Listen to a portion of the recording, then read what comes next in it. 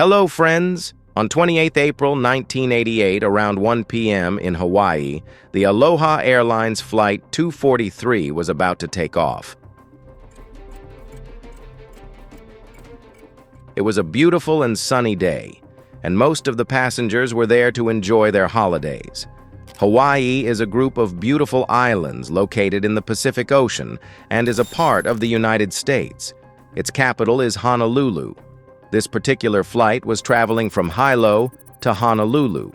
Hilo, Hawaii's southernmost island, was the starting point. Aloha Airlines operated this short, 35-minute routine flight between islands. Due to short routes, this plane had already completed 8 flights that morning, 3 round trips. For such aircraft, that's normal. Everything was smooth. Passengers boarded, doors closed, and the flight departed at 1:25 p.m.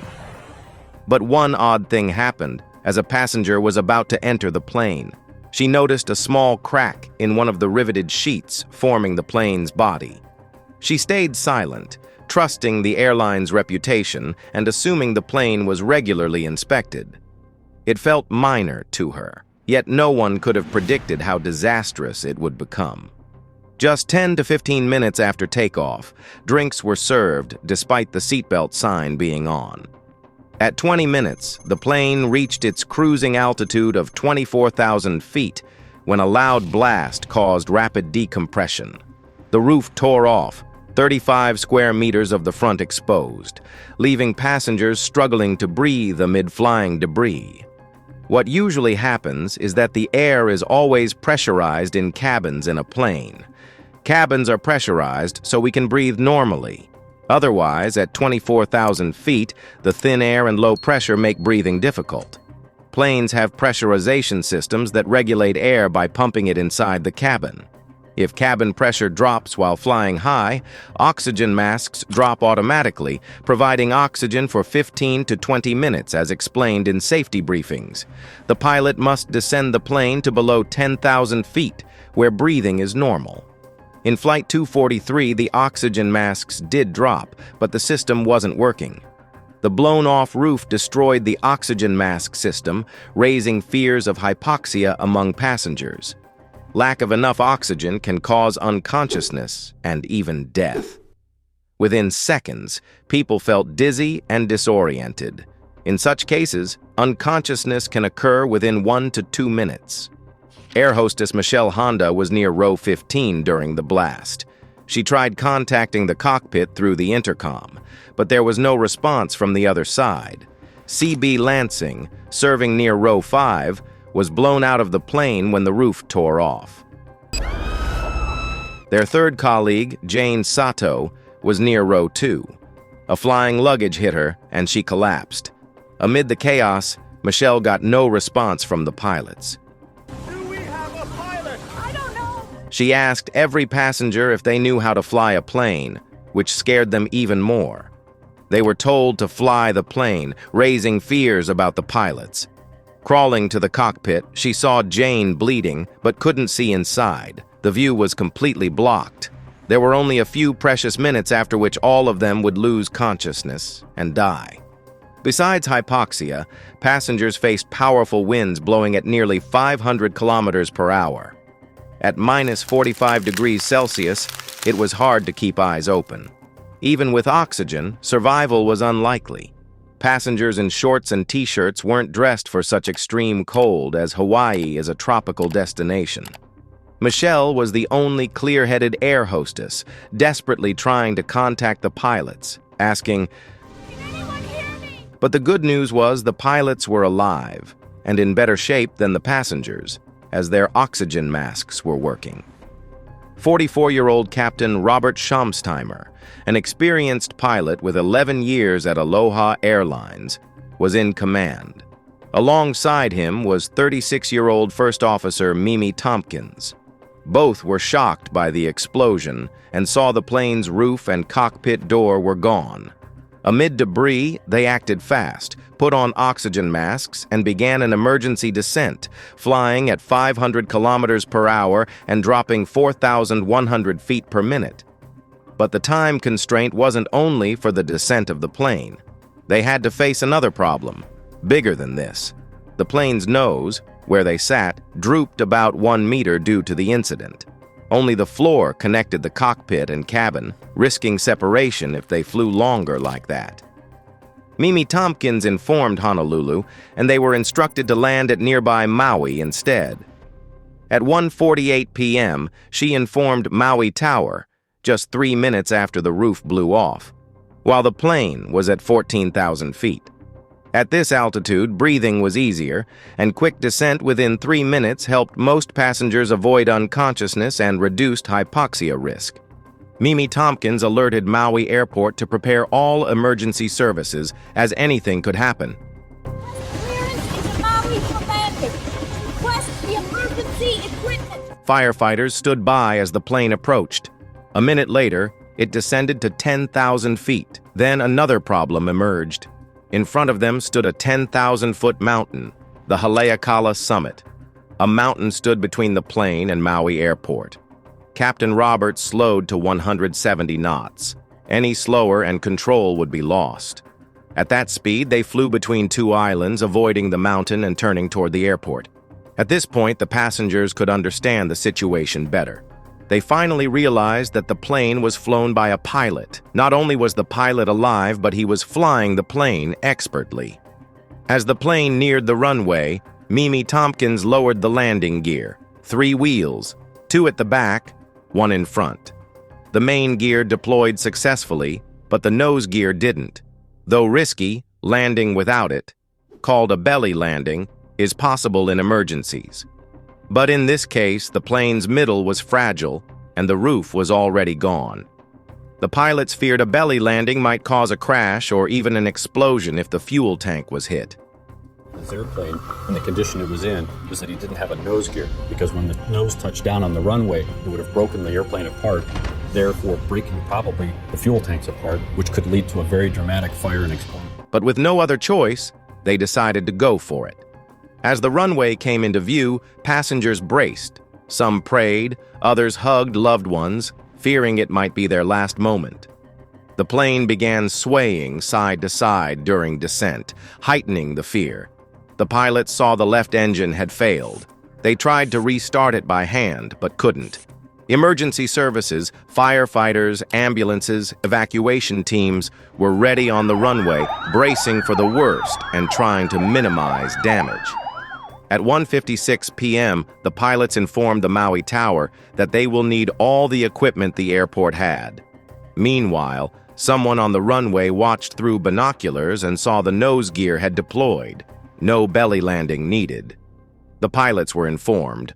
One less worry. At 1:58 p.m., 13 minutes and 42 seconds after the explosion, Flight 243 landed. Using brakes and the remaining engine's thrust reverser, they brought it to a safe stop. Emergency teams sighed in relief as passengers exited via emergency slides, visible in real footage. They applauded and thanked the captain, though many had serious injuries despite surviving. An 84-year-old woman in seat 5A had a skull fracture and was most injured. The passenger in 6A broke a hand, while those in 4A and 4F were badly hurt. Most passengers in rows 4 to 7 were badly injured, as the roof in that section had blown off. Passengers in rows 8 to 21 had minor injuries, while 21 others were unharmed. Air hostess Jane Sato was unconscious with just a concussion. After landing, Michelle Honda counted the passengers. Amazingly, all survived except 58-year-old air hostess C.B. Lansing. Search teams looked for her, but sadly, her body was never found. She was lost to the sea, while the other 94 survived, thanks mainly to seat belts, not just luck. As the flight hadn't reached cruising altitude, the seatbelt sign was still on. Passengers wore them. Without seat belts, those in rows 4 to 8 might have been thrown out too. After the incident, news spread and photos of the roofless plane appeared in newspapers worldwide. A miracle flight. The U.S. National Transportation Safety Board sent a team to investigate the cause of the incident. The investigation revealed the plane had 89,680 flight cycles and 35,496 flight hours. Its fuselage had weakened from fatigue and corrosion. Repeated pressurization made the metal sheets expand in flight and contract on the ground, slowly weakening the fuselage. This Boeing 737 had a fuselage made of aluminum sheet panels arranged in a circular frame. Each panel overlapped by 3 inches at the lap joint, and the sheets were just 1 millimeter thick. To handle this, Boeing used strong epoxy bonding so the plane's skin could absorb stress as one unit. Once dried, the glue formed a strong bond that spread stress evenly and helped prevent cracks. Besides glue, each overlap was reinforced with 3 rows of rivets. The overlapping sheet sections were riveted to secure the frame. Boeing's early 737s used this method, but it later led to issues. They found that high air moisture weakened the bonds. Epoxy degraded, metal corroded, and rivets bore the stress, not the glue. Because of these issues, Boeing adopted a new sheet attachment method in 1972. They began using hot bonding, a method that uses heat and pressure to join 2 sheets. Interestingly, hot bonding had been in use since 1972, yet Aloha Flight 243, 16 years later, still used an older plane, leading to blame on the airline. Boeing had issued a service bulletin in 1972 about this issue and its risks. In 1987, a year before the incident, they released an alert service bulletin. It advised detailed inspection and repair of older planes, especially for airlines still using them. Boeing's safety design required any fuselage tear to stay within a 10 by 10 inch area. Tear straps were placed every 25 centimeters along the plane's body. Tear straps are made to stop cracks spreading, but Flight 243 had too many. At cruising altitude, pressure peaked, cracks joined, and the roof blew off, said the NTSB. NTSB's final report listed 3 main reasons for this incident. First, Aloha Airlines management failed to properly oversee the maintenance program and didn't adequately assess inspections or quality control. Secondly, some blame was placed on the U.S. Federal Aviation Administration for not requiring detailed joint inspections in the Airworthiness Directive. While Boeing had recommended it, the FAA clearly instructed Aloha Airlines to use the eddy currents technique, a method that passes electric current through metal to detect even the tiniest, invisible cracks. Aloha Airlines claimed they used this technique to detect cracks, but it was later revealed they were lying. Proper inspections weren't done. Third, when issues with the old bonding technique surfaced, both Boeing and the FAA failed to take them seriously. Boeing designed the 737 to operate for 20 years, with a limit of 51,000 flight hours and 75,000 cycles. Flight 243 had fewer flight hours but flew short routes, causing more takeoffs and landings and more stress on the aircraft. As a result, the plane had reached 90,000 flight cycles, exceeding Boeing's recommended limit of 75,000 cycles. The plane was close to its 20-year limit, another cause of the incident. A positive outcome of this incident was that all of Boeing's older airplanes were inspected again. And what did they find? Many had cracks, like those on Flight 243. This showed the issue wasn't limited to one plane. Others in the fleet had it too. A positive outcome was stricter global safety regulations to prevent such accidents.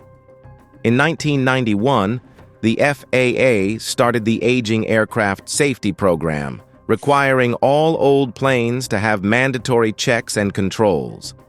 After this, aircraft maintenance methods changed forever.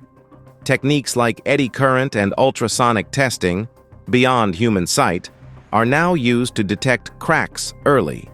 New rules require high-cycle planes, like those flying 10 to 20 short trips a day, to undergo more frequent inspections. The U.S. government passed the Aviation Safety Research Act of 1988 to study and address aging aircraft structures and problems.